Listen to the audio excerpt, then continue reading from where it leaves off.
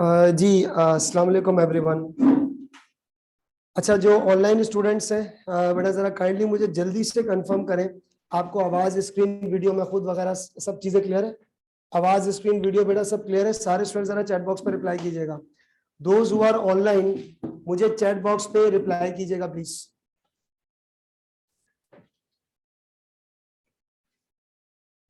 ठीक है, that's great. अच्छा, लास्ट क्लास में हम लोग पढ़ क्या रहे थे, जरा वो निकाले जल्दी से क्विकली।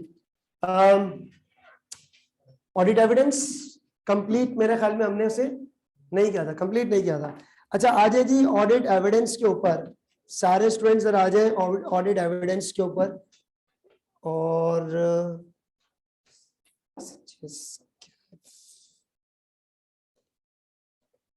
जी बेटा, ऑडिट एविडेंस जरा जल्दी से आ जाए क्विकली। ऑडिटर जो कर रहा है वो क्या है? प्रोसीजर। जो रिसीव कर रहा है वो एविडेंस है, खत्म। अब एविडेंस की डेफिनेशन क्या थी? एविडेंस की डेफिनेशन ये थी सर, हर वो इंफॉर्मेशन जो ऑडिटर हासिल करता है, क्या करके? प्रोसीजर्स लगाकर। हर वो इंफॉर्मेशन जो ऑडिटर हासिल कर रहा है प्रोसीजर्स लगा के। किसके ऊपर प्रोसीजर लगते हैं? फाइनेंशियल स्टेटमेंट्स के ऊपर। सर, हर वो इंफॉर्मेशन जो ऑडिटर हासिल कर रहा है प्रोसीजर्स लगा के, उससे हमने क्या नाम दिया है? Audit evidence. सही। ऑडिट एविडेंस क्या चीज है? हर वो इंफॉर्मेशन जो ऑडिटर हासिल कर रहा है, क्या करके? प्रोसीजर लगा के। प्रोसीजर क्या है? कायरो, जल्दी से रिपीट, क्विकली, हमने आगे भी बढ़ना है। कायरो सामने लिखा हुआ है, कंफर्मेशन किससे लेते हैं? थर्ड पार्टी से, एक्सटर्नल पार्टी से। ए फॉर एनालिटिकल प्रोसीजर, उसका मतलब होता है कंपैरिजन करके अनोखी चीज की छानबीन, इन्वेस्टिगेशन। आई में तीन चीजें: inspection of assets, inspection of document और इंक्वायरी। रिकैलकुलेशन, रीपरफॉर्मेंस, कैलकुलेट और फिर ऑब्जर्वेशन। ठीक है, व्हाट आर दीज? ये सब चीजें क्या है? ये आपके प्रोसीजर्स हैं। कौन लगा रहा है? कौन हासिल कर रहा है? सबूत क्या है? एविडेंस। और सबूत क्या होने चाहिए? सफिशिएंट। और अब आप बोलेंगे भाईजान ये भी बता दो सफिशिएंट और अप्रोप्रिएट क्या है। तो बेटा, सफिशिएंसी का मतलब क्या होता है, जरा बताएं। ओके बेटा, ये आपके पास जो है सफिशिएंसी का मतलब क्या होता है आपके पास? Quantity of evidence, and the quantity depends on, ये कुछ फैक्टर थे हमने लिखे थे कि ऑडिटर की अपनी जानकारी कितनी है उस मामले में, हाँ या ना, मटीरियलिटी कितनी है, लेवल ऑफ रिस्क कितना है, वगैरह वगैरह। उसके बाद बेटा आगे बढ़े, फिर मैंने आपको कहा था एविडेंस कैसे होने चाहिए। सफिशिएंट के बाद क्या होने चाहिए? और एप्रोप्रिएट की भी मजीद दो खूबियां हैं। एक क्या है? रेलिवेंट, एक रिलायबल। अभी नहीं पढ़ रहे, इसको 2 मिनट के बाद पढ़ेंगे। सही है, 2-3 पेज पीछे जाए, सारे ऑनलाइन बच्चे भी जल्दी से 2-3 पेज पीछे जाए। अजर्शन खोले, अजर्शन। सर आप अजर्शन बार बार क्यों रिपीट करा रहे हैं? क्योंकि यही तो है प्रोसीजर, अजर्शन। ठीक है, it will take a very huge large impact on the exam. दोबारा अजर्शन खोलिए सारे बच्चे। अजर्शन क्या है? बस ठीक है, मैनेजमेंट की तरफ से क्लेम्स है किसके अंदर? ठीक है, CSE cover B, C for completeness. अच्छा, मैं बोलते जा रहा हूं, आप सिर्फ देखते जाएं, सिर्फ सुनिएगा, आप लोग बोलना नहीं, सिर्फ सुनते जाएं। सर असर्शंस क्या है? एफएस के अंदर मैनेजमेंट के दावे, क्लेम्स, छुपे हुए मतलब। ठीक है, सी का मतलब होता है कंप्लीटनेस, फाइनेंशियल स्टेटमेंट मुकम्मल है, ऐसा दावा करना किसका है? मैनेजमेंट का। ए सी allocation, classification.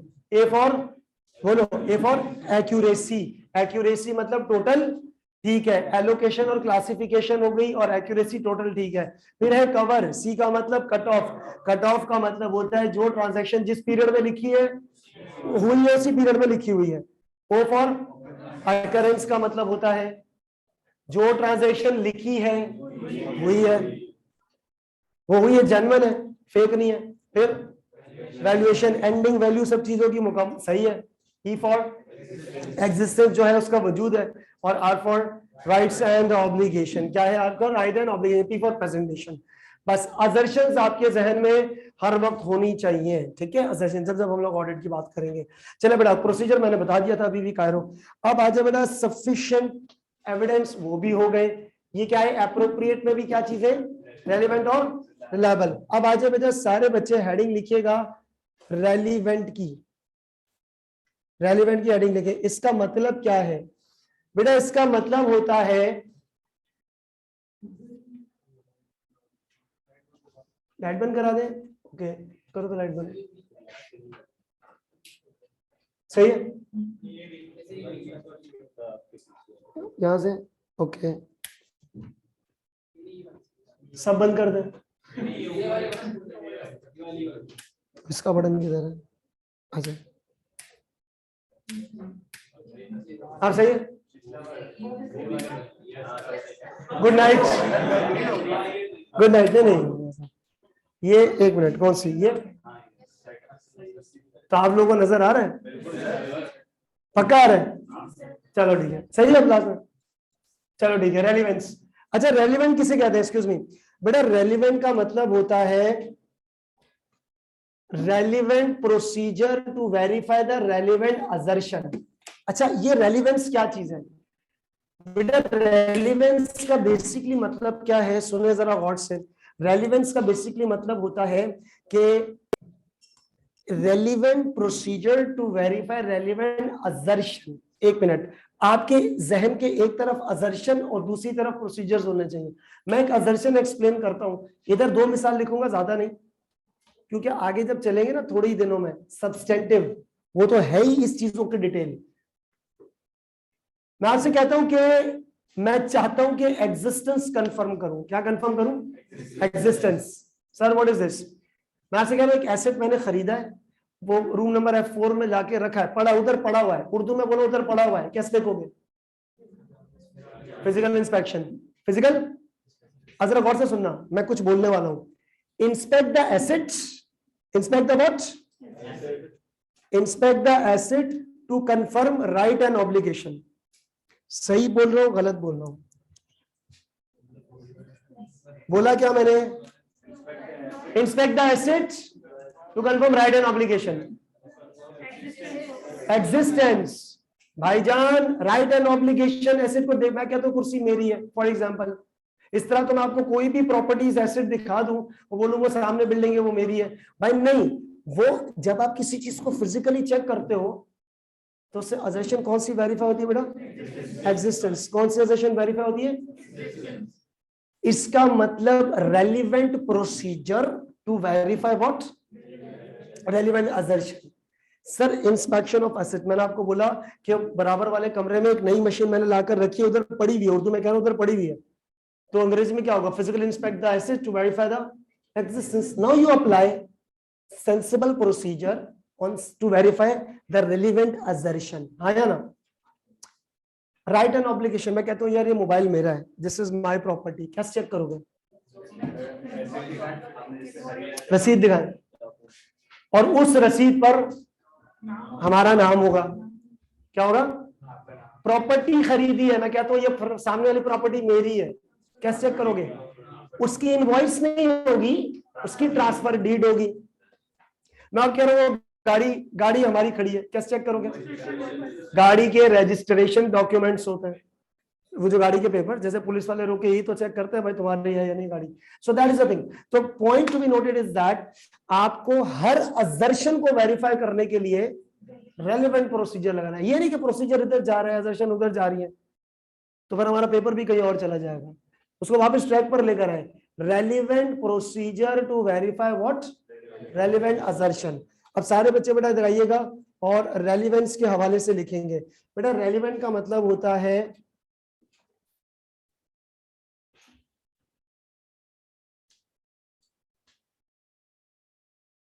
To verify the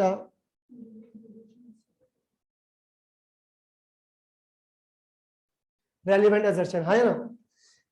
मैं ज्यादा लंबी चौड़ी नहीं, सिंपल बेटा दो मिसालें लिखूंगा यहाँ पे, दो एग्जाम्पल्स बेटा हम लोग यहाँ पर लिखेंगे आप स्टूडेंट्स को समझाने के लिए, कि जैसे यहाँ पर लिखा हुआ है प्रोसीजर, यहाँ पर लिख रहा हूं असर्शन।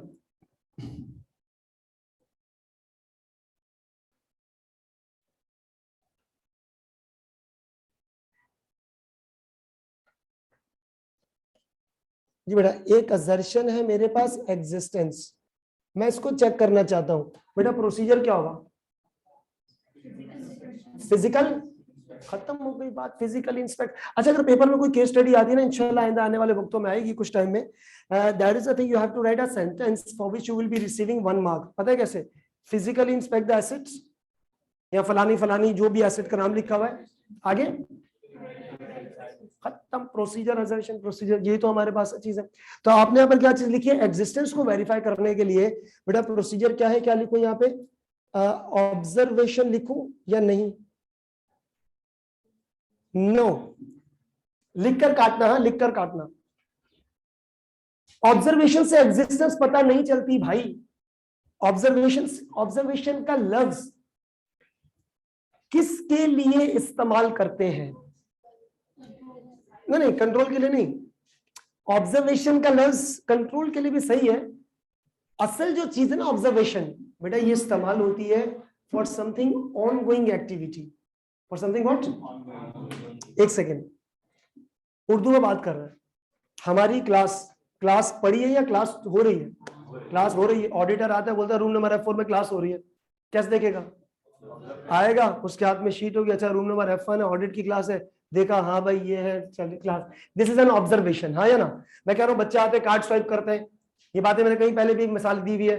तो ऑडिटर वहां पे साइड पे खड़ा हो गया और देख रहा है, नोटिस कर रहा है। किसी ऑन गोइंग एक्टिविटी को देखना, वो क्या है?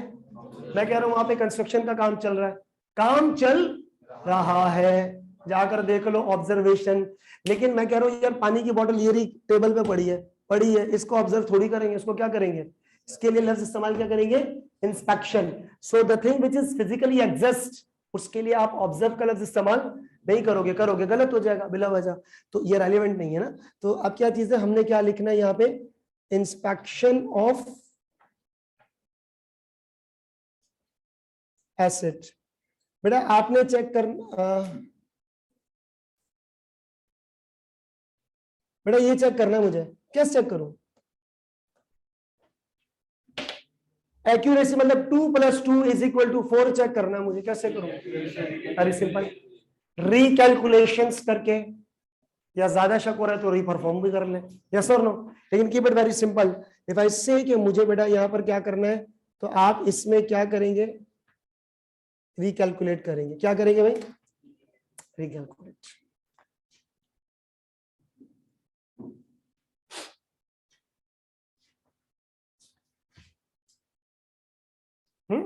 रिकैलकुलेशन, ये क्या कहलाता है? रेलिवेंस। ये क्या कहलाएगा जी? रेलिवेंस। आगे बढ़े, प्रोसीजर लगाते हैं, कंफर्मेशन किस चीज की होती है? असर्शंस की। प्रोसीजर्स क्या है? कायरो। असर्शंस क्या है? CA cover P. ऑडिटर जो प्रोसीजर जो लगाता है वो प्रोसीजर है, जो हासिल करता है वो एविडेंस है। और एविडेंस ज्यादा होने चाहिए क्वांटिटी वाइज, सिर्फ ज्यादा नहीं चाहिए, ज्यादा के साथ साथ क्वालिटी भी चाहिए है, सिर्फ क्वांटिटी नहीं चाहिए, क्वालिटी भी चाहिए। और क्वालिटी मजीद दोस्तों में टूट रही है। एक क्या है? रेलिवेंस, और एक है रिलायबल। ऑनलाइन बच्चे बेटा, अगर आप लोग ऑनलाइन है, घर से कनेक्टेड है, तो टाइम पे कनेक्ट हो जाए, नुकसान आपका है, मेरा नहीं है, सच्ची। आप अभी भी लेट आ रहे हैं, तो अगर कोई काम की बात होगी तो आपका लॉस है, ठीक है। अच्छा ये तो हो गया भाई रेलिवेंस। अब आ जाओ भाई रिलायबल। हेडिंग देखो भाई, रिलायबल। What is reliable? बेटा रिलायबल किसे कहते हैं? What is reliable? एग्जैक्टली। अब रिलायबल का मतलब होता है trustworthy source of evidence. ध्यान से सुनना, कौन सी? Trustworthy source of evidence, जहां से सबूत मिलता है ना, सबूत, वो सोर्स क्या होनी चाहिए? Trust worthy. सर रिलायबल का मतलब क्या है?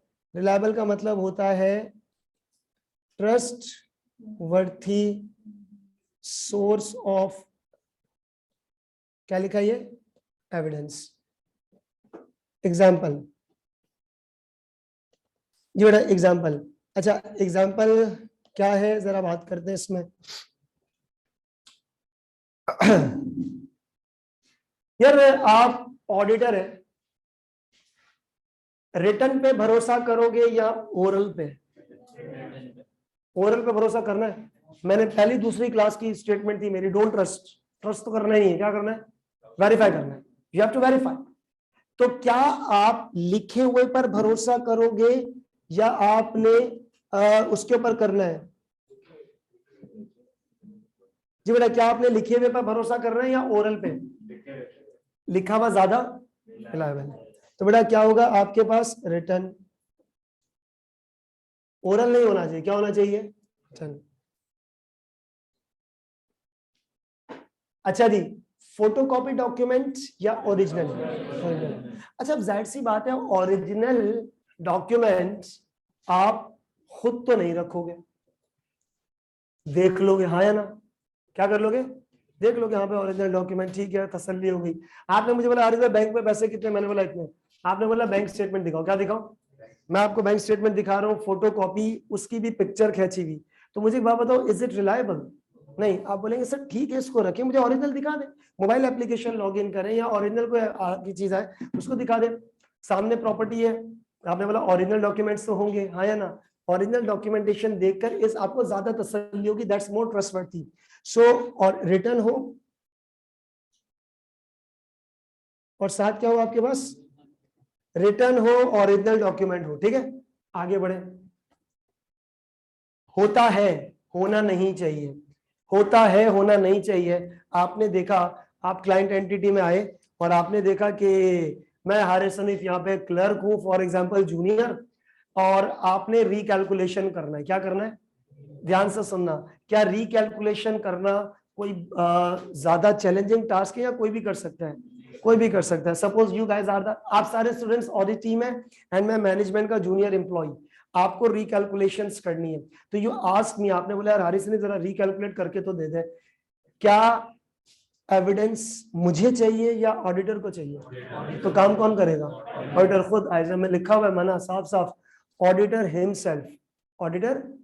अब सपोज करें टीम में आपने रिकैलकुलेट करना था, आज आप नहीं है, तो आपका ही दूसरा कोई टीम मेंबर कर लेना। यानी क्या ऑडिटर अपना काम खुद करे, किसी और को हैंड ओवर या डेलीगेट नहीं करना चाहिए। तो अब आपके पास क्या है बेटा यहाँ पे? Auditor himself, no delegation to clients staff. Written हो, रिलायबल है। ओरिजिनल हो, रिलायबल है, जिस पर आप भरोसा कर सको, trustworthy source of evidence. Written, original, auditor himself, auditor अपना काम खुद करे। आपका एविडेंस चाहिए, आप प्रोसीजर लगाओ। अब आ जाओ बेटा नेक्स्ट, इंटरनल। इंटरनल और फिर होगा बेटा आपके पास क्या? एक्सटर्नल। ये 5 सोर्सेज अपने जहन में रखना। कुछ एविडेंस इंटरनल सोर्स से ज्यादा रिलायबल होते हैं, कुछ एविडेंस एक्सटर्नल सोर्स से। एग्जाम्पल, यू आस्क्ड मी भाईजान बैंक में पैसे कितने हैं? ये प्रोसीजर कौन सा है? इंक्वायरी। क्या प्रोसीजर है? आपने मुझसे पूछा ना भाई ये कितने पैसे पड़े बैंक में, मैंने आपको जवाब दिया। प्रोसीजर क्या है? जवाब दिया, मान लोगे या नहीं? What should be your next task? नहीं, बैंक वाले से बाद में पूछते हैं ना। स्टेटमेंट दिखाओ। मैंने टोपी करा दी, बैंक स्टेटमेंट नहीं है। अब बैंक वाले से पूछ लोगे। नाउ द सिचुएशन बिकम्स, इस मौके पर एविडेंस इंटरनल बंदे से ज्यादा रिलायबल होगा या एक्सटर्नल से? एक्सटर्नल से, क्योंकि इंटरनल डॉक्यूमेंटेशन पूरी नहीं है ना। सो यू विल बी, अब आप क्या करोगे? किससे पूछोगे? बैंक से। मैंने शायद उस दिन आपको बताया था, कॉन्फर्मेशन में हमारी थोड़ी सी डिटेल बात हुई थी, सही है। कन्फर्मेशन जब आप बैंक को भेजोगे, अब यहाँ पे किसी ने स्टूडेंट ने कहा कि सर बैंक वाला बता देगा या नहीं। देखिए, बैंक को आप फोन करोगे या लेटर लिखोगे, ये बात मैंने बताई थी मेरे ख्याल में लास्ट क्लास में। कन्फर्मेशन का अलहदा आइजा है, ठीक है ना। There is a topic proper 505, there is a separate topic. आपने मेरे लेटर हेड पर ऊपर लिखा होगा हारिस हनीफ लिमिटेड, लेटर वेटर टाइप करना है, मेरे से साइन लेनी है और आप लेटर बैंक को भेज दोगे। इसका मतलब बैंक वाला क्या समझेगा कि client is allowing to respond you, yes और no, that's the thing.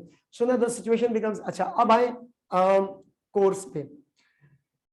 Planning, TOC, substantive, याद है ना। अपॉइंट हो गया, ऑडिटर अपॉइंट भी हो गया, एंगेजमेंट लेटर भी बन गया है। प्लानिंग, टीओसी और planning TOC substantive, planning TOC substantive. TOC का मतलब क्या है? आपको कंपनी के इंटरनल कंट्रोल देखने, क्या देखने? इंटरनल कंट्रोल की मिसाल जैसे ही कैमरा लगा हुआ है, क्या लगा हुआ है? कैमरा लगा होना क्या है? इंटरनल कंट्रोल है।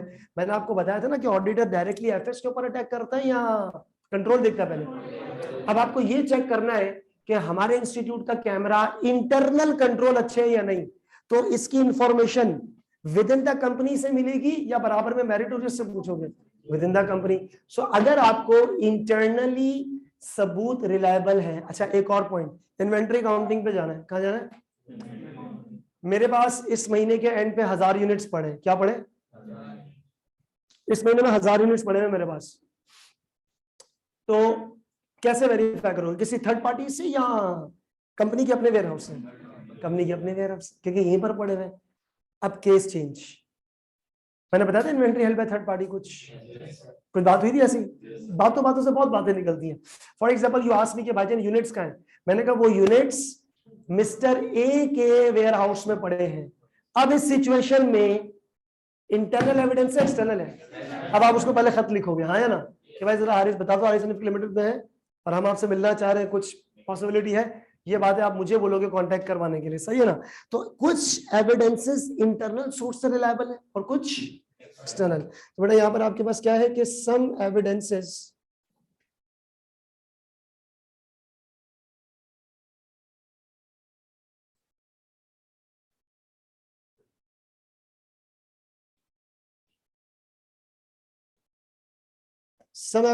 are reliable from internal source like TOC, or some evidences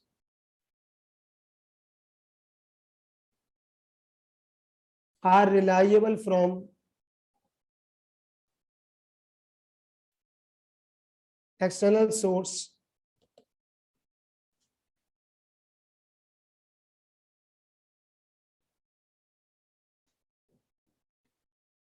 like bank confirmation. बेटा ये अभी भी कौन सा आइजा चल रहा है जरा बताएंगे? आइजा 500, आइजा 500 ही चल रहा है, ठीक है? जब खत्म होगा बता दूंगा। ये 5 चीजें आप याद रखना, इंटरनल, एक्सटर्नल। ना the situation will tell us ना, and the situation, the subject matter will tell us कि हम किस चीज का ऑडिट परफॉर्म कर रहे हैं। ये सबूत, ये इंफॉर्मेशन मुझे कहां से मिलेगी? दैट शुड बी रिलायबल, ठीक है? रिटर्न हो, दूसरा क्या लिखा है? ओरिजिनल हो, ऑडिटर खुद करे, इंटरनल सोर्स से, और कौन सी सोर्स है बेटा? External source. ये आपके पास कहलाती है क्या? रिलायबिलिटी की निशानियां, जिस पे भरोसा किया जा सके, ठीक है? Audit evidence, ISA 500। आदत है बार बार पिछला रिपीट करने के लिए, आपके जहन में चीजें बिठानी है। जी आइजा 500 क्या है? हर वो इंफॉर्मेशन, सुनते जाएं, देखना भी जरूरी है, हर वो इंफॉर्मेशन जो ऑडिटर हासिल कर रहा है, कैसे? प्रोसीजर लगा के, कायरो। Evidence should be quantity wise ज्यादा sufficient, quality wise appropriate. Appropriate में भी दो चीजें हैं, sensible procedure to verify the relevant assertion, और दूसरा क्या है? रिलायबल, जिस पे भरोसा करें। अब एक हेडिंग लिखे, आइजा 500 ही चल रहा है, चेंज नहीं हुआ। एक हेडिंग लिखिएगा, एक हेडिंग लिखे, management experts.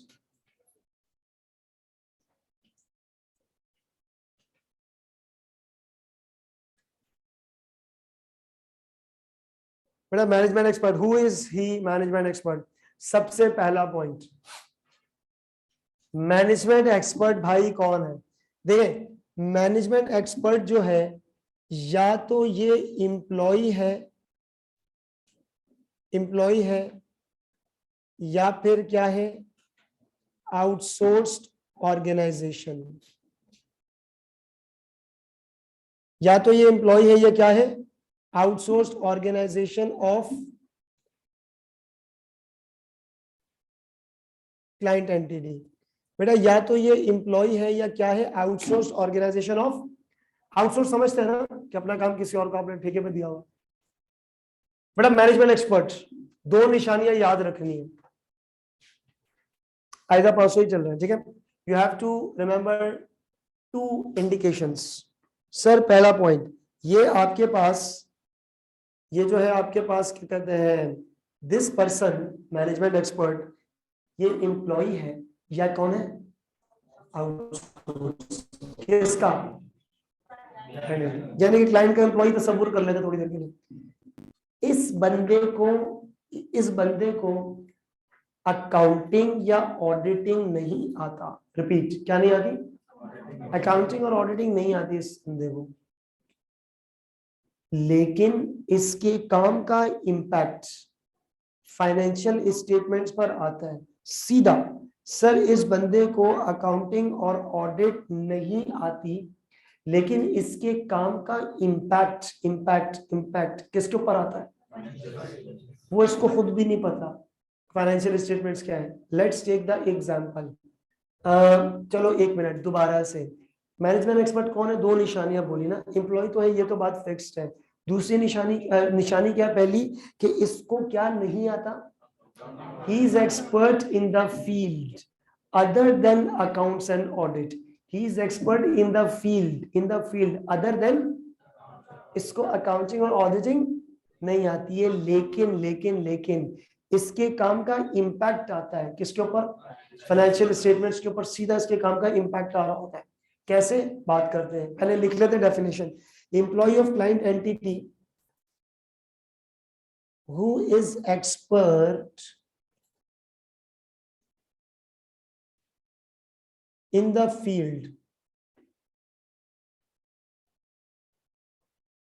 other than accounts/audits, who is expert in the field other than account and audit। आगे मैं लिख रहा हूं but his work has impact on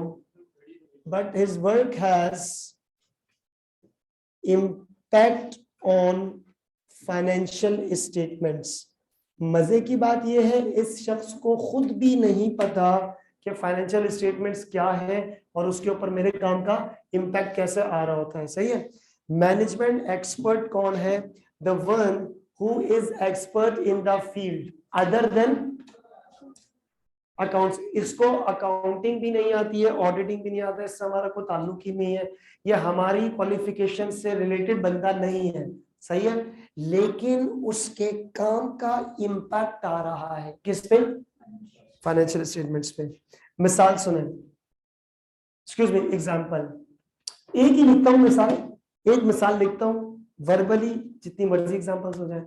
example, I am the client entity और मेरे ऊपर एक लीगल केस चल रहा है। क्या चल रहा है? Legal case. मैंने एक लॉयर अपॉइंट किया। कौन अपॉइंट किया? अब लॉयर को मैं 12 महीने रख के तनख्वाह तो नहीं दूंगा, तो जाहिर सी बात है लॉयर कौन हो गया, जब जरूरत पड़ेगी तब उसको बुला लेंगे, लॉयर को फीस देंगे। गलती मेरी थी, सुनना जरा, लीगल केस था, गलती मेरी थी। लॉयर ने मुझे बोला, अच्छा लॉयर को debit credit transposition commission omission leases finance operating depreciation नहीं आता, उसको लॉ की लैंग्वेज आता है। ये सुन लो, he said to me, he said कि हारिस भाई गलती आपकी है, एक काम करो अगले 2-3 महीने में हमें 50-60 हजार रुपए देने पड़ जाएंगे, पैसों का बंदोबस्त कर लेना। उसने मुझे बोला, चला गया, मैं डर गया। क्या बोला क्या उसने मुझे? 2-3 महीने में गलती आपकी है यार, हम केस हारे हुए हैं। उसने मुझे ऐसा बोला, चला गया। उसने ना, मैं 50-60 हजार का फाइन लगेगा, कुछ कानूनी पैसे वैसे भी देने पड़ेंगे, 70 तक भी पैसे जा सकते हैं, मैं बचा लूंगा पैसे 2-3 महीने में। फिर मुझे जहन में 2 चीजें आई, अमाउंट और टाइमिंग। सर्टेन है, अनसर्टेन है? अनसर्टेन, हाँ या ना? लॉयर तो उर्दू में बात करके जाएगा ना, भाई पैसों का बंदोबस्त कर ले, कभी भी पैसे देने पड़ जाएंगे। तो मुझे आया एक लफ्ज याद, uncertain amount and uncertain time. हाँ या ना? लॉयर ने मुझे डराया, लॉयर यहां से चला गया। मैंने अपने अकाउंटेंट को बोला, उसने बोला PNL debit provision credit, yes और नो। अब मुझे बात बताएं, क्या ये एंट्री मैंने अपनी मर्जी से बनाई थी? नहीं। किसके इम्पैक्ट की वजह से? लॉयर की वजह से। लॉयर कौन है? Management expert. अकाउंटिंग आती है, अकाउंटिंग ऑडिट से हमारा को हमारी फील्ड से ताल्लुक नहीं है, लेकिन उसके काम का इम्पैक्ट। तो लॉयर कौन है? मैनेजमेंट एक्सपर्ट है। दूसरी मिसाल, मैं एक नई मशीन लाकर यहाँ रखी है, इंजीनियर को बुलाया, मैकेनिकल इंजीनियर, मैंने बोला देखो यार ये नई मशीन ला के रखी है, जरा चेक तो कर। वो उसने मशीन खोली, चेक किया, बोला अरे भाई मशीन तो बड़ी टाइट है, जबरदस्त चलेगी, मेरे हिसाब से 4 साल चलेगी मशीन। कितने साल? वो भी कह के चला गया, लाख रुपए की ली थी मशीन मैंने, अब क्या होगा 4 साल का डेप्रिसिएशन। अच्छा उसको नहीं पता डेप्रिसिएशन क्या है ना, अगर वो 5 साल कहता 5 साल में होता। अच्छा 1 साल बाद मशीन ने काम करना छोड़ दिया, मशीन सही चल नहीं रही, मैंने फिर इंजीनियर बुलाया, मैंने कहा देख यार जरा क्या है, तो वो कहता है मुझे यार हारिस भाई आपका जो मशीन है ना ये तो हो गई खराब, इसको बेचने का बंदोबस्त कर ले, अब ये उस लेवल पर नहीं चल सकती, यस और नो। ये भी कह के फिर चला गया। What is this impairment. मुझे याद आया यार ये तो इंटरनल इंडिकेशन ऑफ इम्पेयरमेंट है, मैंने फौरन कैरिंग अमाउंट और रिकवरेबल अमाउंट का कंपैरिजन करना शुरू किया, दैट्स एन इम्पेयरमेंट टेस्टिंग।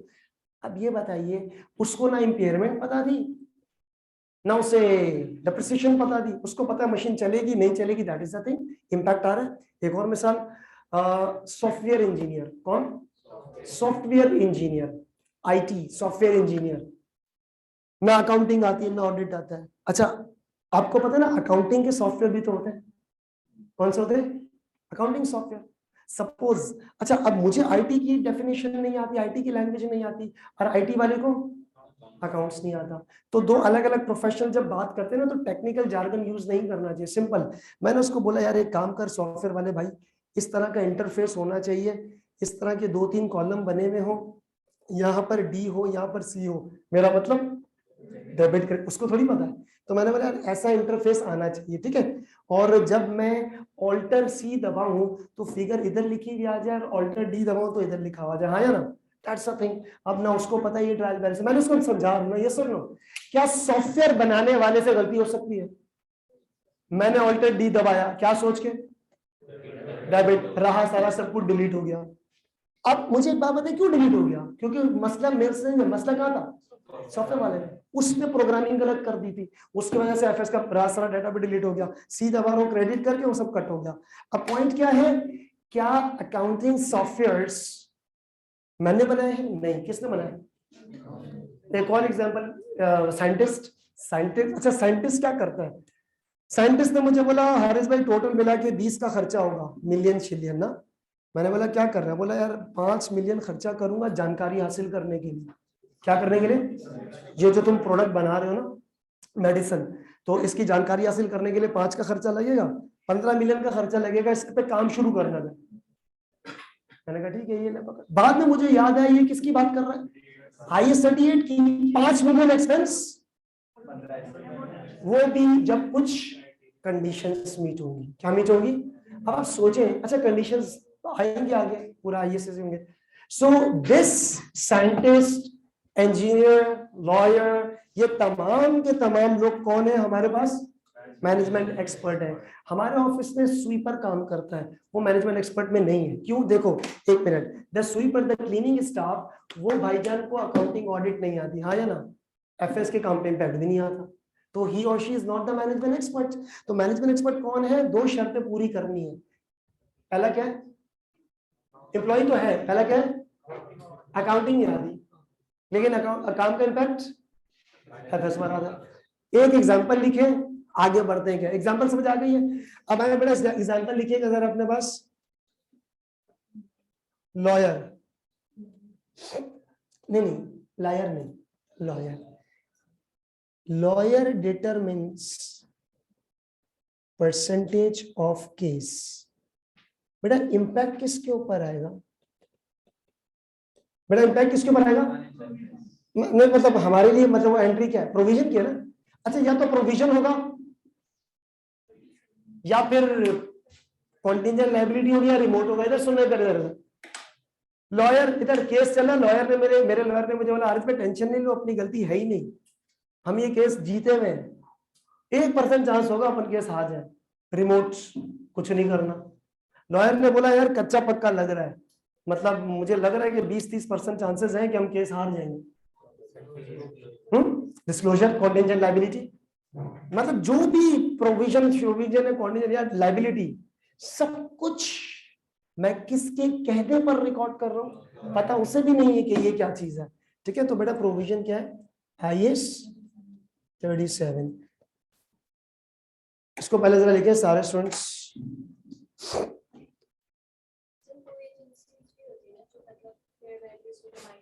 हाँ एग्जाम्पल, वो प्रॉपर्टी वैल्यूअर कौन है आपके पास? Excuse me, property valuer. For example की बात यह है कि मेरी एक प्रॉपर्टी है, मैंने आज से 3 साल पहले रखी हुई थी, भूल गया उसको, 3 साल बाद आया, ये बड़े प्रॉपर्टी एजेंट है, उनको बोला प्रॉपर्टी कितने की है, उसने बोला भाई ये प्रॉपर्टी अब आपकी 20 की हो गई है, 15 की ली थी, जगह उतनी ही है, वैल्यू बढ़ी, हाँ या ना? उसको नहीं पता, उसने सिर्फ इतना बोलना है आज की कीमत कितनी है 20, मैंने ली थी 15 की, तो जब मैं अपने ऑफिस में जाऊंगा तो मैं एंट्री पास करूंगा asset debit revaluation surplus credit, तो वो प्रॉपर्टी डीलर या एजेंट वो भी कौन है? मैनेजमेंट एक्सपर्ट है। हर वो आदमी जिसके कहने पर आप एंट्री बना रहे हो वो कौन है? Management expert. देखो बड़ा जल्दी से इसको,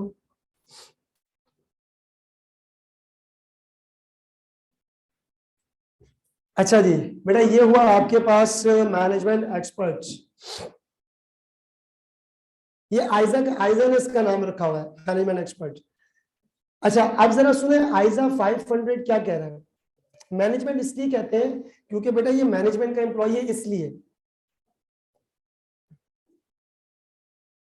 आइजा 500 से, मेरी पहली क्लास याद रखो, पहली दूसरी, ऑडिटर 2 चीजें चेक करता है,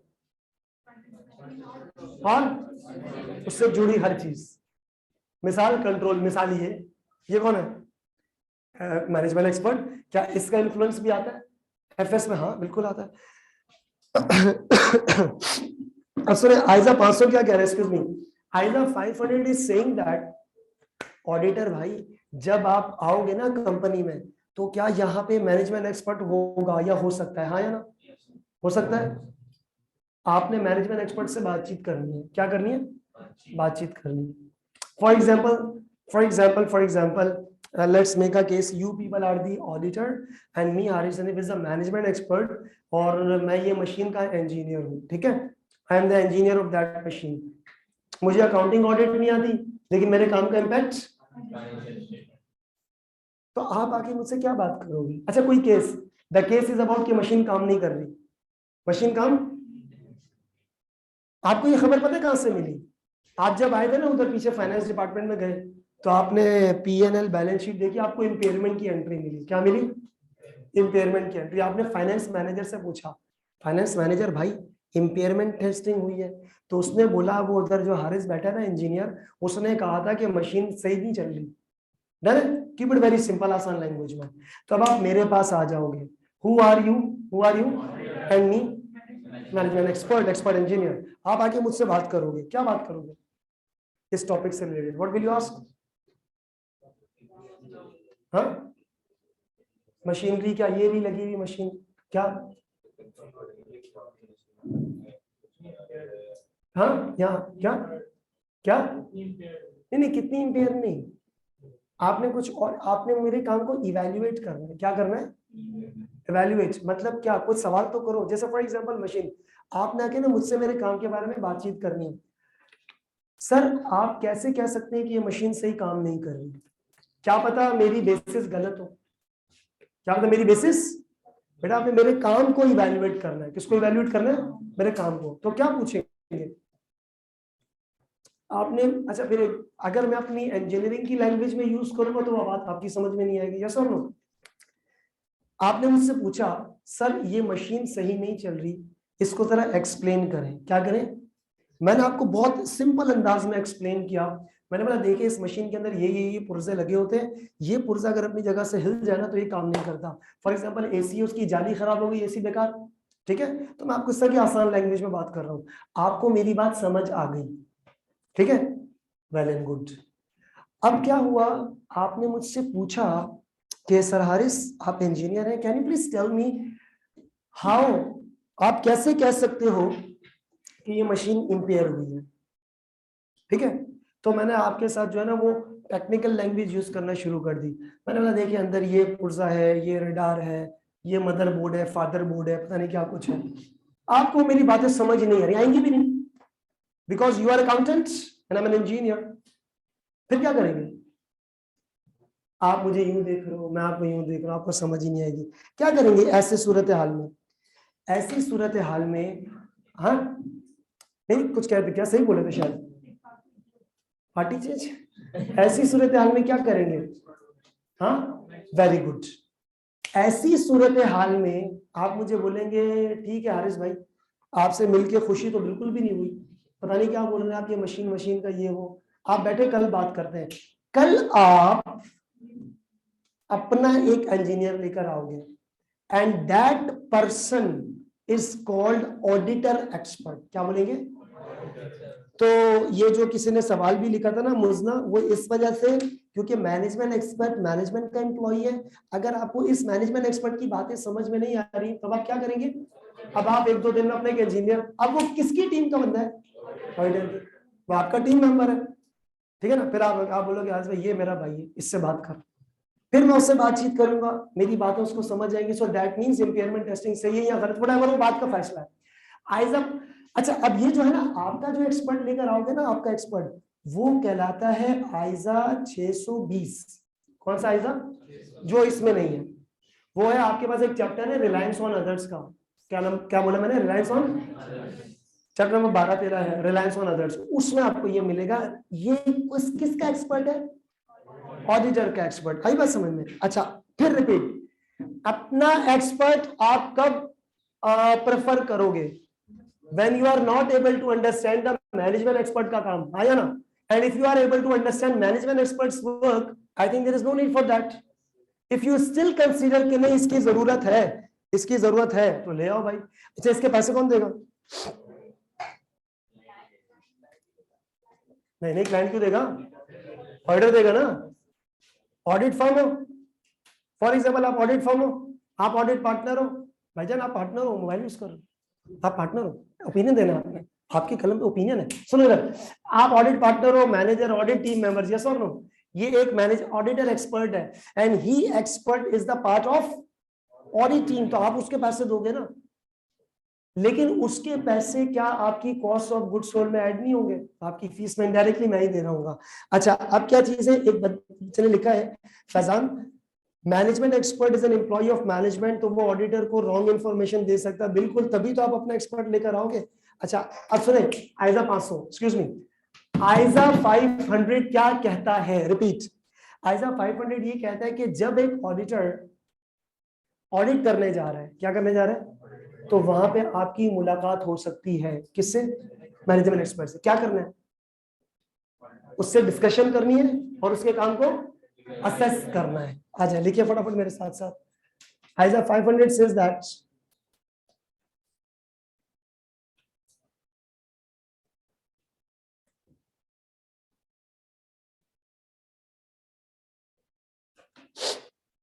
auditor has to discuss with the management experts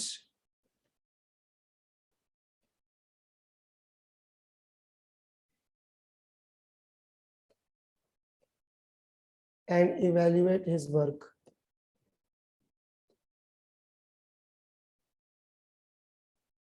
अच्छा, लेकिन आइजा 500 आपको साथ साथ एक और बात भी कहता है। अच्छा, सपोज करें बेटा आइजा जो 500 है वो आपको एक और बात भी कह रहा है, वो क्या चीज है वो भी जरा सुने। आपने किसके काम को असेस करना है, जल्दी बताना, बोलो किसके काम को? सपोज करें, अच्छा अभी आपको ऑडिटर एक्सपर्ट की, एक मिनट, ऑडिटर एक्सपर्ट का पॉइंट क्लियर हुआ है? ऑडिटर एक्सपर्ट किसका एक्सपर्ट होता है? ऑडिटर का। वो कौन है? वो कौन है? The part of audit team. Accounts auditor नहीं आता, लेकिन हमें हेल्प करता है एविडेंस कलेक्ट करने में। क्या कलेक्ट करने में? एविडेंस कलेक्ट करने में, हाँ ना। That's a very simple thing. खैर एनीवेज, वो अलग चीज है, इधर नहीं है। अच्छा जी, एंड इवैल्यूएट हिज वर्क। लेकिन आइजा 500 एक और बात भी तो कर रहा है। आइजा 500 कह रहा है मैनेजमेंट एक्सपर्ट की बातों पे। अच्छा, आप सपोज ये करें कि मैंने आपको बहुत सिंपल इजी लैंग्वेज में मैंने आपको एक्सप्लेन किया कि यार ये मशीन जो है ये काम नहीं कर रही है, वगैरह वगैरह, ये सारी चीजें, जानोगे? आपको समझ भी आ गई मेरी बातें, because I explain the very simple language. सही है? क्या आप मेरी बातों पे भरोसा करेंगे? द आंसर इज अभी भी नहीं। आइजा 500 कहता है इसकी बातों पे भरोसा करने से पहले कुछ फैक्टर कंसीडर करना। क्या कंसीडर करना? कुछ factors, but some factors should be considered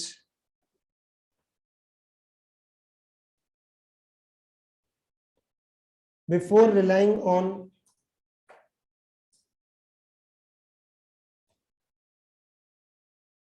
management expert. बेटा इधर some factors should be considered before relying on management expert. बेटा एग्जाम्पल के तौर पे आए, वो फैक्टर्स क्या हैं? हाँ जी, सपोज करें इधर that management expert is a lawyer, मेरे ऊपर लीगल केस चल रहा है, एक्सक्यूज मी, क्या चल रहा है? Legal case. और आपने मुझे बोला कि हारिस भाई अपने वकील से मिलाएं, मैंने बोला ये वकील भाई है, बात करो। वो वकील लॉयर किसको रिप्रेजेंट कर रहा है? क्लाइंट को। क्या शक है कि वो आपको गलत इंफॉर्मेशन प्रोवाइड करे, क्लाइंट को बचाने की कोशिश करे? है वो लॉयर का काम ही अपने क्लाइंट को बचाना। अब आपने उस लॉयर की बात पर रिलाय करने से पहले क्या कंसीडर करें? कुछ फैक्टर्स। नंबर 1, मैं हारिस हनीफ, सुनना जरा, मैं कंपनी का फाइनेंस डायरेक्टर हूं, ठीक है, लॉयर भाई वहां पर मौजूद है। क्या वो लॉयर मेरा दोस्त या रिश्तेदार होना चाहिए? नहीं। पता चला आपने ऐसे ही मुझसे पूछा, या लॉयर से पता क्या, कहीं से भी पता क्या, आपको बोले ये तो फाइनेंस डायरेक्टर का कजन है, उसका भाई है, उसका दोस्त है, तो अब आपको उसकी बात पर रिलायंस होगी या नहीं होगी? क्यों? पर्सनल इंटरेस्ट आ गया। क्या आ गया? Personal interest. यानी कि आपने उस लॉयर की इंडिपेंडेंसी चेक करनी है। क्या चेक करनी है? इंडिपेंडेंसी। एक और पॉइंट, हारिस भाई अपनी प्रॉपर्टी रिवैल्यू करें? मैंने कहा हाँ, प्रॉपर्टी थी 20 की, खरीदी थी मैंने, 28 की हो गई है, तो एंट्री क्या पास हुई थी? Asset debit revaluation surplus credit कितने से? 8 से। ठीक है, आपने बोला यार आपने प्रॉपर्टी किससे वैल्यू करा? मैंने कहा मेरा भाई है ना, बहुत बड़ा प्रॉपर्टी डीलर है, तो उसने रात को घर पे बैठ के रिवैल्यू कर दिया। क्या ये चांसेस है कि मेरे एसेट्स ओवर स्टेटेड है, बिला वजह ओवर स्टेटेड? हाँ या ना? रिलाय नहीं करोगे आप क्या करोगे? आप जाओगे डिफरेंट मार्केट में, डिफरेंट प्रॉपर्टी डीलर्स के पास, उनको बताओगे कि भाई इतने गज की जमीन है तारिक रोड के फलाने ब्लॉक एरिया में पीसीएचएस, क्योंकि हर इलाके वाइज प्रॉपर्टी के रेट्स डिफरेंट बढ़ते हैं ना, है ना? जैसे इस वाले एरिया में प्रॉपर्टी के रेट्स थोड़े ज्यादा बढ़ेंगे, आप थोड़े रिमोट लोकेशन पे चले जाए सोराबकोट साइड पे तो शायद थोड़े से कम बढ़े। तो कहने का मकसद क्या है? नहीं, दैट इज अ थिंग ना, हर एरिया वाइज चीजें होती हैं। तो अब आपने क्या काम करना है? किसी और से पूछ लेना है। लेकिन इसका मतलब क्या, आपने उस मैनेजमेंट एक्सपर्ट की क्या चीज चेक करनी है? इंडिपेंडेंसी चेक करनी है। क्या वो मेरा कोई दोस्त यार होना चाहिए, रिश्तेदार? क्या खानदानी दोस्त होना चाहिए? खानदानी दुश्मन नहीं होना चाहिए, तब भी इंडिपेंडेंट थोड़ी है। अब वो मेरी अच्छी चीज को भी कम कराने की कोशिश करेगा, दोस्त है तो अच्छी चीज को, कम चीज को भी ज्यादा बढ़ाने की कोशिश करेगा। पर्सनल होकर नहीं सोते ना। तो बेटा आपको यहाँ पर क्या करना है, क्या चीजें चेक करनी, चेक कीजिएगा। इंडिपेंडेंसी, इंडिपेंडेंसी के साथ साथ कॉम्पिटेंसी। ये कॉम्पिटेंसी क्या चीज है? क्वालिफिकेशन है, एक्सपीरियंस है। अच्छा, क्वालिफिकेशन के साथ साथ समटाइम्स एक होती है एफिलिएशन भी, एफिलिएशन विद बॉडी या फिर यूनिवर्सिटी। सर इंजीनियर है, अच्छा, ऐसे ही आपने उससे पूछा। अच्छा, आप उस मैनेजमेंट एक्सपर्ट का इंटरव्यू नहीं ले रहे, हाँ, आप उसके बॉस नहीं है, आप डिस्कशन कर रहे हैं। क्या कर रहे हैं? डिस्कशन। वैसे आपने मैनेजमेंट से पूछा भाई आप इंजीनियर, अच्छा आपने इंजीनियरिंग कहाँ से पास की? उसने आपको बताया एक्सवाईजी यूनिवर्सिटी, आपने बोला उसकी रैंकिंग अच्छी है, इसका मतलब थोड़ा सा इसमें वो है। फिर आपने बोला सर इंजीनियरिंग होगी, उसने बोला नहीं, आखिरी के 3 पेपर 3 बार फेल हुए, ऑफिस का पहला दिन। Will you rely on his work? No. So you have to analyse the independency, competency. ठीक है, ये चीजें आपने एनालाइज करनी है। अच्छा, उसके बाद आपने मार्केट रेपुटेशन भी बड़ा चेक कर सकते हो। क्या चेक कर सकते हो? मार्केट, लॉयर, कराची इनका बड़ा लॉयर है, मतलब इसके बारे में रेपुटेशन वगैरह चेक किया, हाँ या ना? सो दैट इज द थिंग। आपने बोला यार हारिस जी आपका जो लॉयर है उसके बारे में पता लगा उसने जिंदगी के 70 केसेस लड़े और एक भी नहीं जीता, क्या आप उस पर रिलाई करोगे? नहीं। तो इसका मतलब कि there are lot of factors ना to be considered, qualification, experience, competency, market reputation etcetera. Underline करके क्रॉस करो, ईटीसी लिखो यहाँ पे। यहाँ पे मतलब जो जो फैक्टर्स आपको लगे कंसीडर करने, you have to consider those factors. ठीक है, एग्जैक्ट लाइन लगाओ। यहाँ पर फिनिश होता है क्या? आइजा 500। जल्दी से आइजा 500 शुरू से खोलें, आइजा 500 शुरू से 2 मिनट के अंदर, विद इन 2 मिनट्स। उससे डिस्कशन करते हैं, आई मीन इंक्वायरी। अच्छा, whenever I will be saying the word discussion, discussion means inquiry.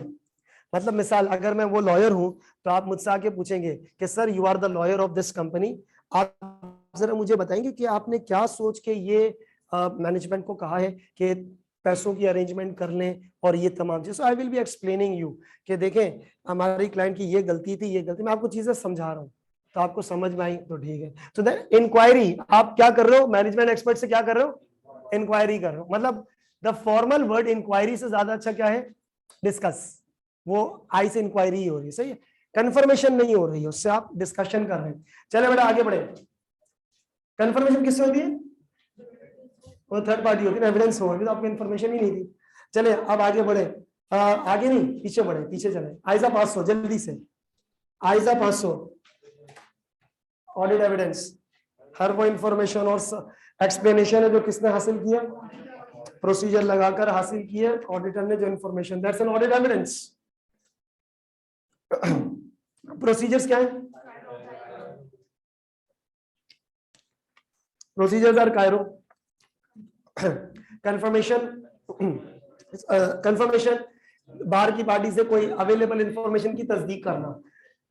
Analytical procedure का मतलब होता है अनयूजुअल चीज की इन्वेस्टिगेशन, इंक्वायरी, डिस्कशन, सही है, inspection of asset, inspection of documents, recalculations and reperformance, observation, ठीक है।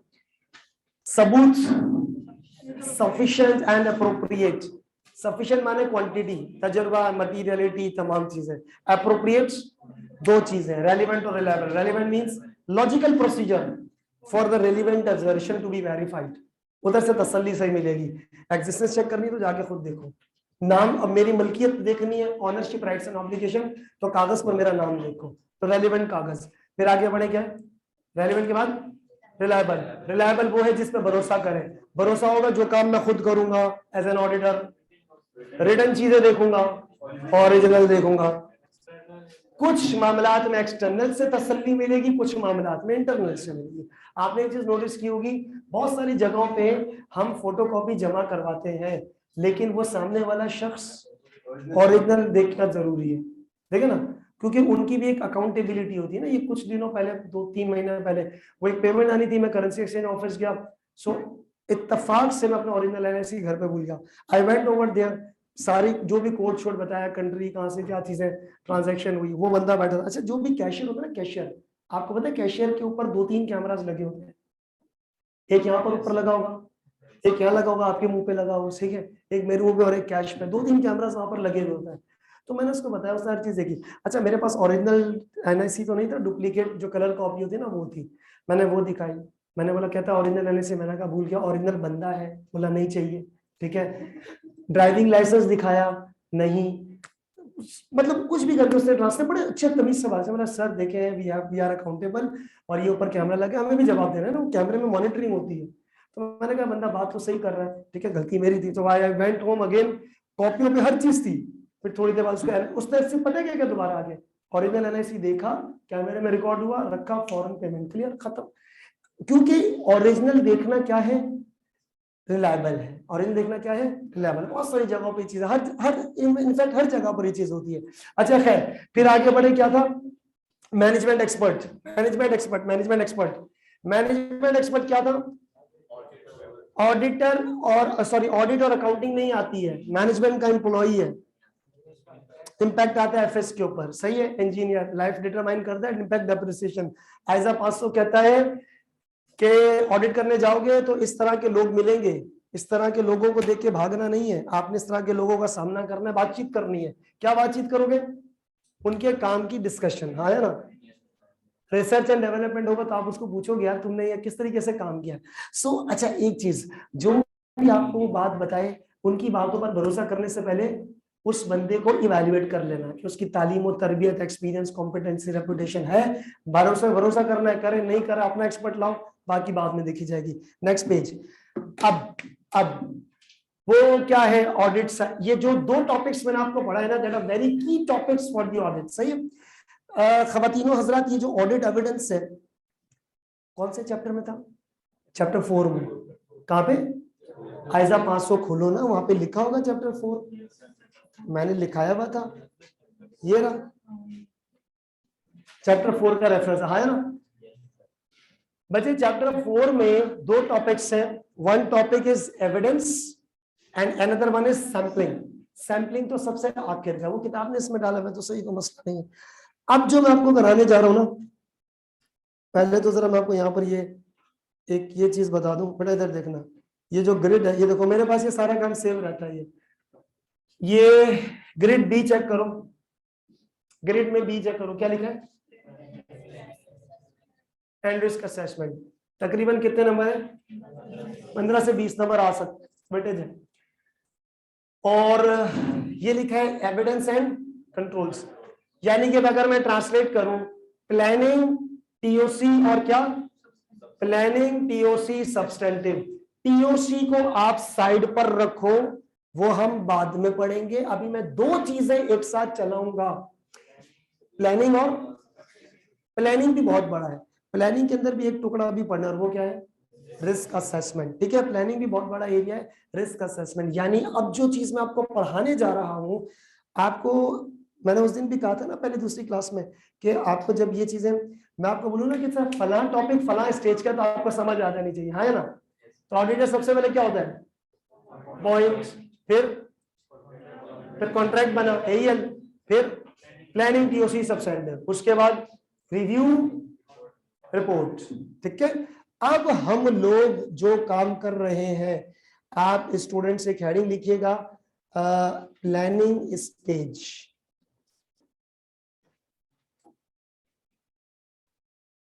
क्या लिखा? Planning stage. रेफर करना बेटा यहां पे चैप्टर नंबर 3। किसको रेफर करोगे बेटा? चैप्टर नंबर 3 को रेफर करोगे।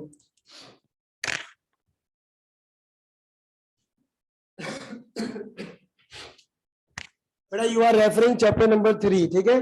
चैप्टर नंबर 3 को आपने रेफर करना है इसमें। बेटा प्लानिंग स्टेज में कई टॉपिक्स हैं। चैप्टर 3 बड़ा भारी चैप्टर है, क्योंकि ये चैप्टर ही पूरा पता है क्या है? प्लानिंग एंड, यानी कि ये चैप्टर ही 15 से 20 नंबर का है। आई बात समझ में? और इसमें कई डिफरेंट टॉपिक्स हैं, बट हम इस प्लानिंग स्टेज में एक बहुत इंपॉर्टेंट टॉपिक स्टार्ट कर रहे हैं, and that is planning stage के अंदर वो है आपके पास रिस्क असेसमेंट। क्या टॉपिक है बेटा आपके पास? Risk assessment. जो topic I am going to start, इस टॉपिक का नाम क्या है? Risk assessment. ऑडिटर हो ना आप? ऑडिटर, इन्वेस्टिगेशन करते हो, पुलिस ऑफिसर हो फाइनेंशियल स्टेटमेंट्स के, तो फाइनेंशियल स्टेटमेंट्स के यू आर इन्वेस्टिगेटिंग ऑफिसर। उसूल है इन्वेस्टिगेशन का, यकीन नहीं करना। सबसे पहले क्या करना है यार? Common sense. आपने मुझे एक इंफॉर्मेशन दी, मैंने माइंड बना लिया आपने दी है, सही होगी, तो मेरे ख्याल में मैं चेक ही नहीं करूंगा, हाँ या ना? क्योंकि मैंने पहले से क्या कर लिया है? बिलीव कर लिया। नंबर 2, मैंने कहा आपने इंफॉर्मेशन दी है, खराबी होगी, मतलब पहले से मैंने मान लिया। इसका मतलब मैं चेक करूं या ना करूं, मुझे इंफॉर्मेशन में नुक्स ही दिखेगा। यस और no? So it's like a perception which is being created which you do not have to. आपको परसेप्शन बिल्डअप नहीं करनी है। पहली दूसरी क्लास याद है? Don't trust, verify. 3 बातें सोचनी है, गलती भी हो सकती है, चोरी भी हो सकती है, और सब कुछ ठीक भी हो सकता है, लेकिन आपको शक करना है। क्या करना है?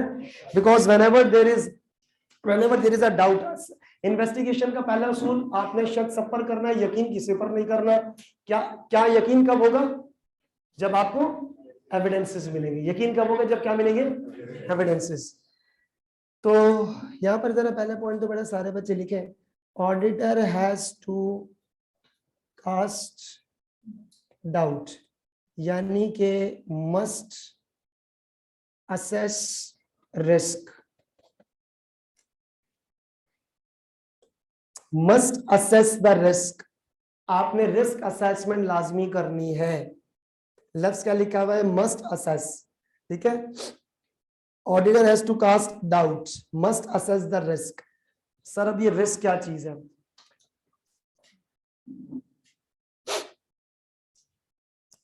ऐसे सिंपल लिखा है, कुछ भी नहीं है। कौन सी फेज में हो? प्लानिंग में। कर क्या रहे हो? Risk assessment, you are assessing the risk. ठीक है, अब यहां पर मैं इस तरीके से हेडिंग लिख रहा हूं, सारे बच्चे एज इट इज लिखेंगे, एक्सक्यूज मी, लिखे रिस्क, और रिस्क के साथ ऐसे लिखिएगा नंबर 1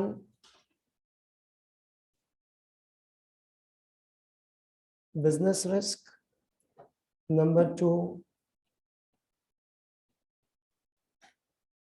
ऑडिट रिस्क। क्या लिखा है, कौन सा रिस्क है, बिजनेस रिस्क और ऑडिट रिस्क। ये ऑडिट रिस्क मजीद 2 हिस्सों में टूटता है, एक है ROMM,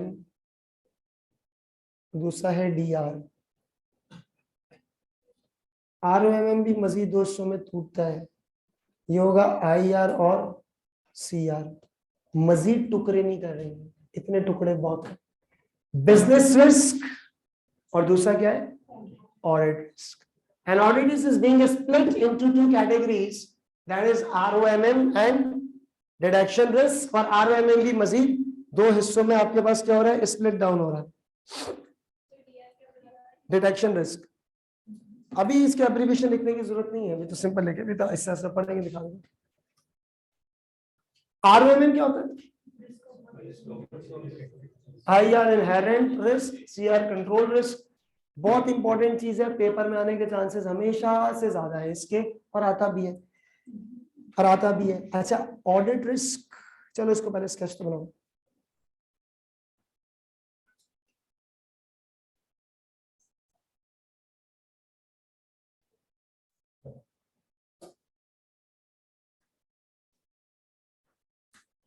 detection risk,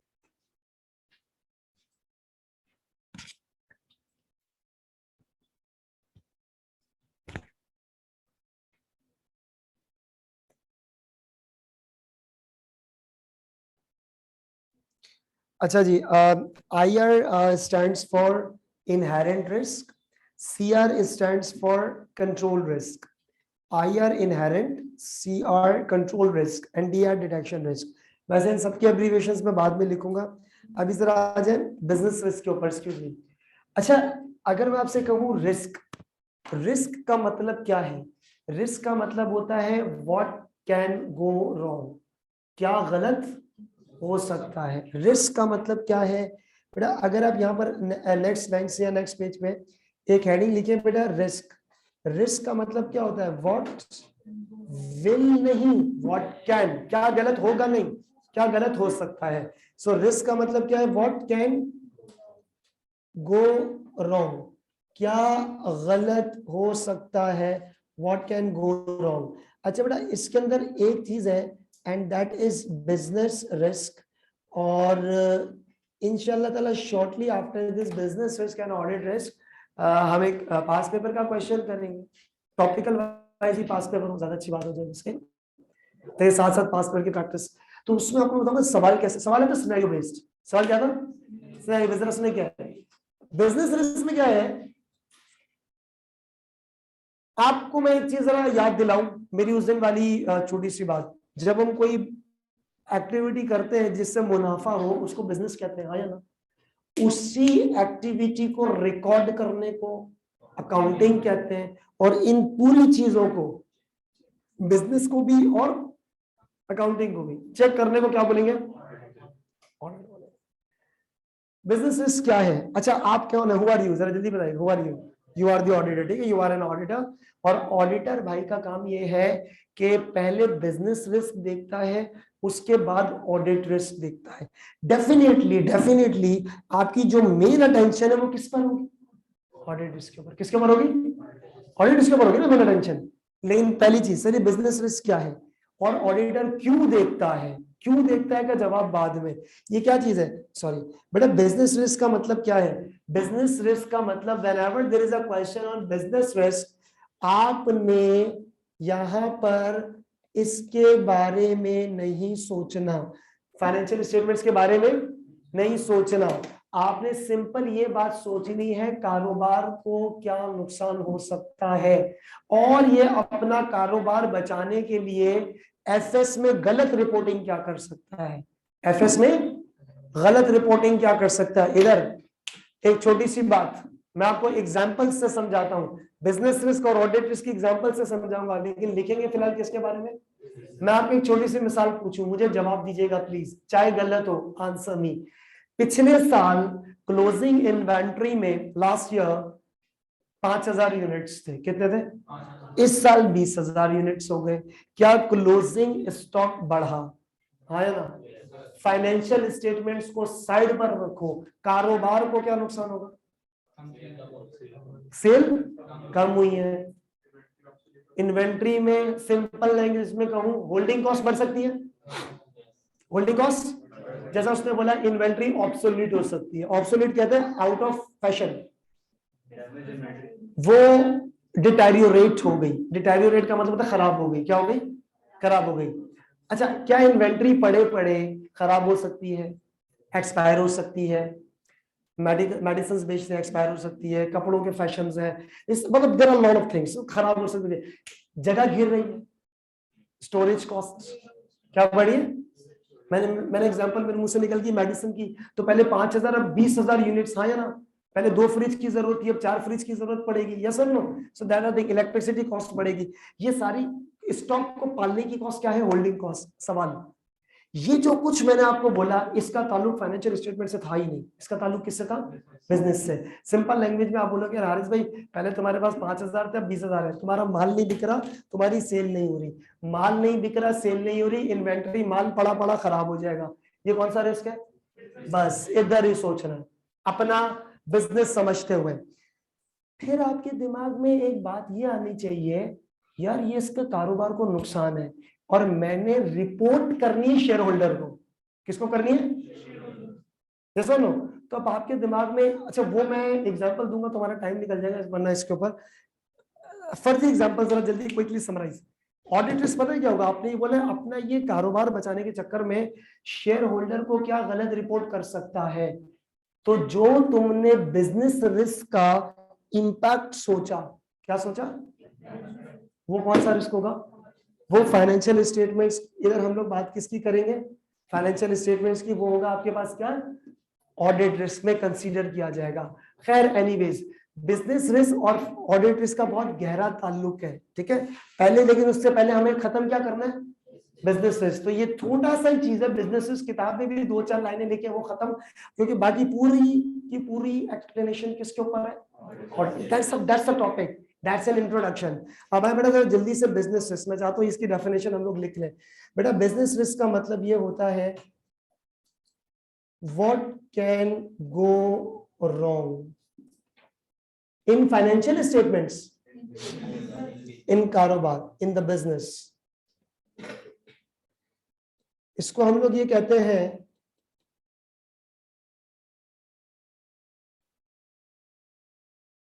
there is a risk that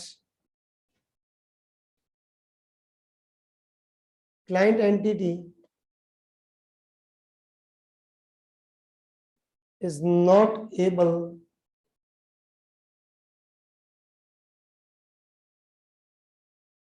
to achieve its objective.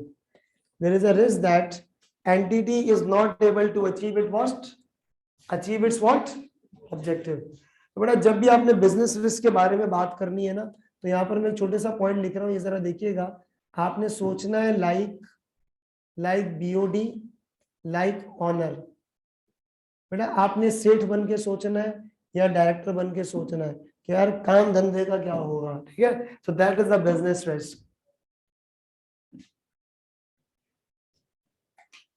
Think like owner, think like what?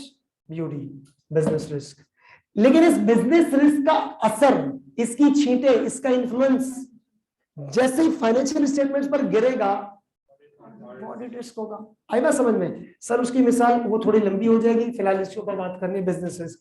अच्छा business risk, what do you mean by the business? Hurry up. Business का मतलब क्या है कि किस में गलती हो सकती है? कारोबार को क्या गलती हो सकती है? और आपने अगर इस सवाल का जवाब देना है तो आपकी माइंडसेट में you have to think like an auditor, no you have to think like owner BOD, ठीक है। अब आ जाए बेटा इधर, और इधर लिखिएगा बिजनेस रिस्क में। बेटा बिजनेस रिस्क में आपने 3 चीजें सोचनी है। You have to think 3 things you have to think बेटा 3 things in the business risk, ठीक है। इसमें आपके पास 3 एलिमेंट्स सोचने हैं बिजनेस रिस्क के अंदर, ठीक है। बिजनेस में बेटा कितने एलिमेंट सोचने हैं आपने? 3 एलिमेंट्स। नंबर 1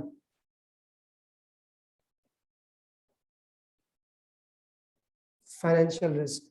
हाँ जी बेटा, फाइनेंशियल रिस्क। फाइनेंशियल रिस्क क्या चीज है? बिजनेस रिस्क में 3 एलिमेंट्स हैं। पहला क्या लिखा मैंने? मतलब क्या? पैसों का मसला। मिसाल ये कि सर हमारे पास कैश नहीं है, कैश कम हो रहा है, प्रॉफिट कम हो रहा है, हाँ या ना? अच्छा, कैश यानी कि लिक्विडिटी प्रॉब्लम्स। कैश यानी कि क्या?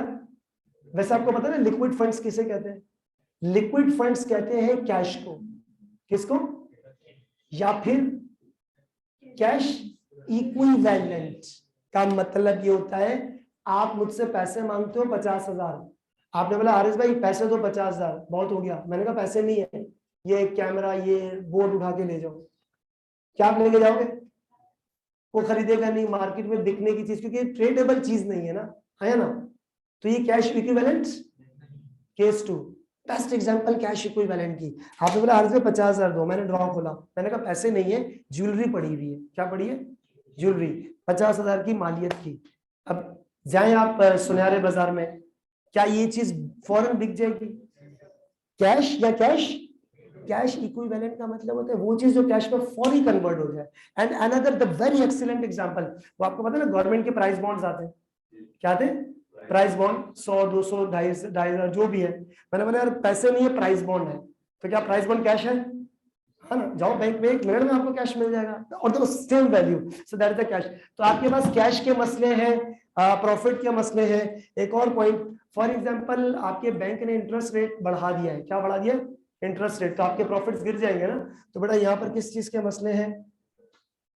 इंटरेस्ट रेट बढ़ गया जी। सर हमारे पास डॉलर महंगा हो गया, एडवर्स मूवमेंट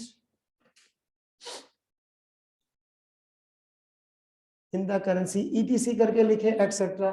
सिंपल लैंग्वेज में बेटा बिजनेस को पहला रिस्क क्या है? जल्दी बोलो, बिजनेस को पैसा पहला रिस्क क्या है? पैसे नहीं है भाई, पैसों का रिस्क है ना पहला रिस्क। तो ठीक है, इसमें 3 एलिमेंट्स नजर आ गए, मतलब 3 जावियों से सोचना, 3 एंगल से you have to think.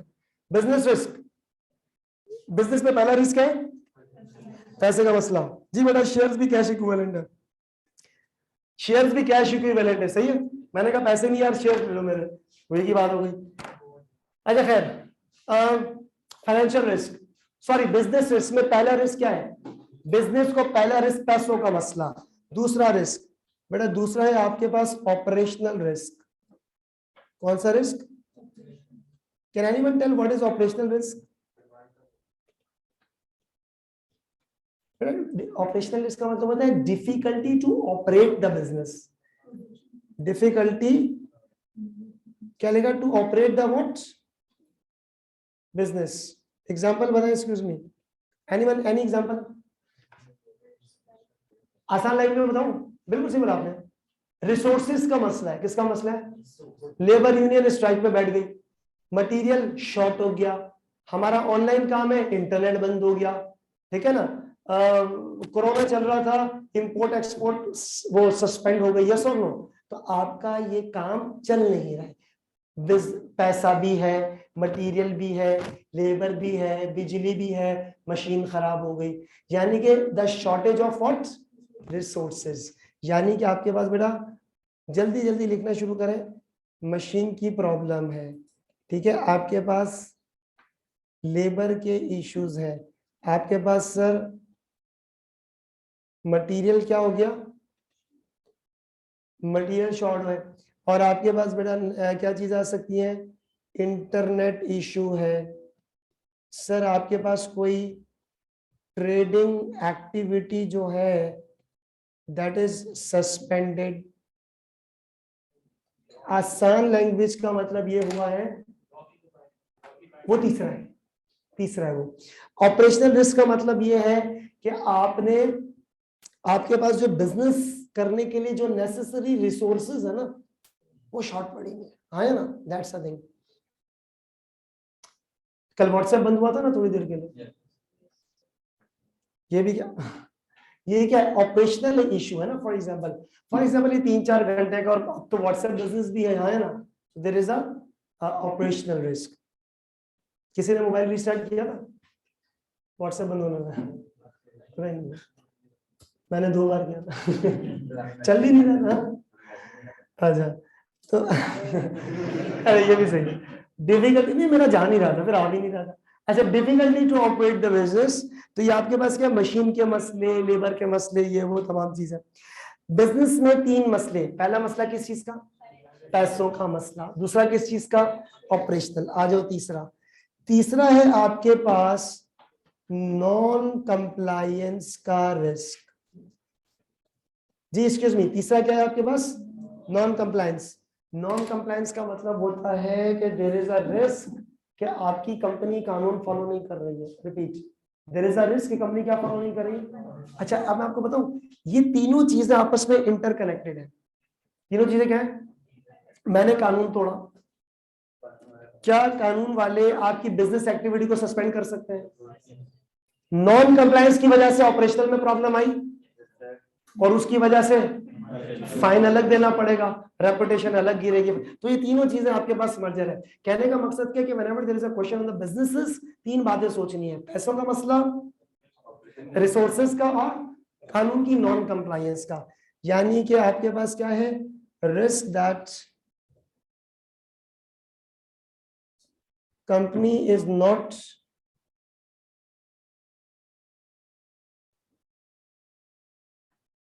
complying with laws and regulations. अब आप स्टूडेंट्स ने लॉ पढ़ा हुआ है, आपको पता है कौन कौन से कानून है, हाँ या ना। ऐसे 2-4 कानून की मिसालें लें जी, 2-4 कानून की एग्जांपल्स लें। हाँ भाई, कॉन्ट्रैक्ट लॉ है, कंपनीज आपके पास है, कंपनीज एक्ट है, कॉन्ट्रैक्ट लॉ है, क्वालिटी लॉ है, एम्प्लॉयमेंट लॉ है, यस और नो। बहुत सारे कानून है आपके पास, हर किस्म की चीजें। क्वालिटी लॉ है, ठीक है, आपके पास क्वालिटी लॉ है। Anyways, the case will determine कि हमने क्या काम करना है। अच्छा बेटा, बस फटाफट एक चीज, बस फटाफट, बिजनेस रिस्क, बस ऑडिट एविडेंस नहीं, बिजनेस रिस्क। बिजनेस रिस्क आप कौन सी स्टेज में हो, प्लानिंग स्टेज में हो। In which stage you are, planning stage.